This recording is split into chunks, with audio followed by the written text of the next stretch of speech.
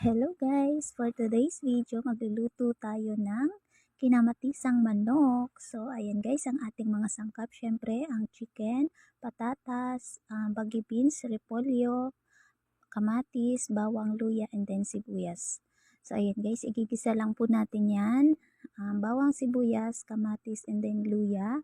Damihan niyo po ng konti yung kamatis, and then ayan po, igigisa na po natin yan, ang ating chicken. Tapos, nag-add ako dyan ng kunting patis and then paminta.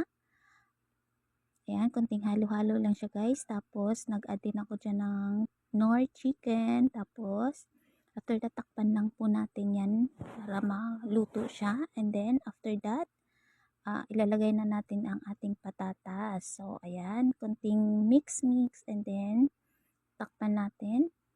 Nung half cook na siya guys, ayan po, nag-add na tayo dyan ng tubig. Nasa inyo din po kung gaano kadami ang ilalagay niyo pong tubig.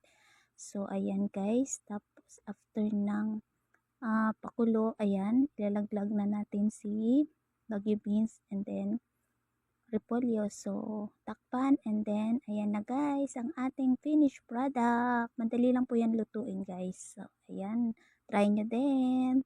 Ayan, kainan na. Thank you for watching. Bye.